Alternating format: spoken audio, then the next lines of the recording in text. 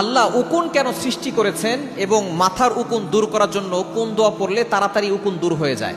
আমরা এই উকুন কেন আল্লাহ সৃষ্টি করেছেন এটা কিন্তু আমরা অনেকেই জানি না। এই উকুন আল্লাহ পাক রব্বুল আলামিন একটা আযাবের কারণে দিয়েছিলেন। যখন ফেরাউন আল্লাহর সাথে গাদ্দারি করেছিল এবং সে নিজেকে খোদা বলে দাবি করেছিল, সে নিজেকে সবচেয়ে বড় খোদা বলেছিল যে আনা রব্বুকুমুল আ'লা, I am the great lord, আমি সবচেয়ে বড় খোদা, আমার থেকে বড় খোদা আর কেউ নাই। তখন আল্লাহ পাক রব্বুল আলামিন এই ফেরাউনের উপরে 5টা আযাব নাজিল করেছিলেন। এটা আল্লাহ তাআলা নিজে বলে দিয়েছেন। 9 নম্বর পারার 5 নম্বর পৃষ্ঠার 5 নম্বর লাইন সূরা আরাফের 133 নম্বর আয়াতে রয়েছে, ফাআরসালনা আলাইহিমুত তুফানা ওয়াল জারাদা ওয়াল কুম্মালা ওয়াদ দাফাদিয়া ওয়াদ দামা আয়াতিন মুফাসসালাত। আল্লাহ পাক রব্বুল আলামিন এই আয়াতে 5টি আযাবের কথা বলেছেন। ফাআরসালনা আলাইহিমুত তুফান, 1 নম্বরে আল্লাহ পাক রব্বুল আলামিন ঝড় দিয়েছেন, তুফান দিয়েছেন। ফেরাউনের যেই সৈন্য সামর্থ্য ছিল সবকিছুর উপর আল্লাহ পাক রব্বুল আলামিন বিশাল বড় ঝড় দিয়েছিলেন। শেষ পর্যন্ত তারা মূসা আলাইহিস সালামের কাছে গিয়েছেন, মূসা আলাইহিস সালাম আবার আল্লাহর কাছে দোয়া করেছেন, তুফান বন্ধ হয়েছে। এরপরে দিয়েছেন অল জারাদা, পঙ্গপাল দিয়েছেন। এই পঙ্গপাল তাদের সব কিছু ফসল খেয়ে শেষ করে ফেলেছিল। এই এমন একটা আযাব দিয়েছিলেন, এই পঙ্গপালের আযাব ফেরাউনের উপর আল্লাহ পাক রব্বুল আলামিন চাপিয়ে দিয়েছেন সূরা আরাফের 133 নম্বর আয়াতে। এরপরে পঙ্গপালের পরে আল্লাহ পাক রব্বুল আলামিন সবচেয়ে বড় যে আযাবটা দিয়েছিলেন সেটা হচ্ছে এই উকুনের আযাব। এই উকুন দিয়েছিলেন। উকুন যেইখানে যেই যাদের কাছে বসতো সেরকম আকার ধারণ করতো, কালার ধারণ করতো। ফসলের গাছের উপরে বসলে গাছের আকার ধারণ করতো, যদি শরীরের উপরে বসতো শরীরের আকার ধারণ করতো, যেই কাপড়ের উপরে বসতো সেই রং সে ধারণ করতে পারতো। এরকম উকুন আল্লাহ তাআলা পাঠিয়ে দিয়েছিলেন।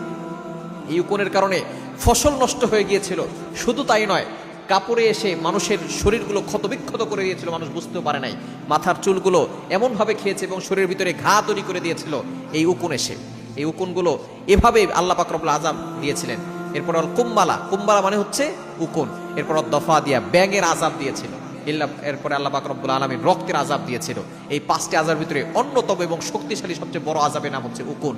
এই উকুন আল্লাহ পাক রব্বুল আলামিন ফেরাউনের সময় আযাব হিসেবে পাঠিয়েছিলেন। এই উকুন যদি কারো মাথার ভিতরে চলে আসে তাহলে সে কিভাবে আমল করবে? সে 7 দিন আমল করলেই সে ভালো একটা উপকার পাবে ইনশাআল্লাহ।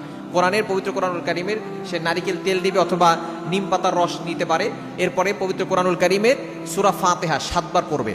আর সূরাতুন নাজম, ওয়ান নাজমি ইযা হাওয়া মা দাল্লা সাহিবুকুম ওয়া মা গাওয়া, এই ছোট্ট 2টা আয়াত সে 7 বার করে পড়বে।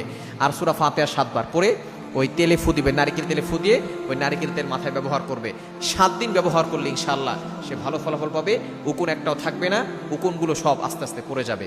সুতরাং এই উকুন আল্লাহ পাক রব্বুল আলামিন আযাবের জন্য পাঠিয়েছিলেন, সেই উকুন কিন্তু এখন আমাদের মাথায় অনেকের আছে। এই উকুন দূর করার জন্য আপনি আমলটা করবেন। নারিকেল তেলে আপনি সূরা ফাতিহা 7 বার এবং সূরাতুন নাজম, ওয়ান নাজমি ইযা হাওয়া মা দাল্লা সাহিবুকুম ওয়া মা গাওয়া 7 বার করে ফু দিবেন। ওই তেলটা আপনি মাথায় লাগাবেন, দেখবেন ইনশাআল্লাহ আল্লাহ পাক রব্বুল আলামিন আপনার উকুন দূর করে দিবেন।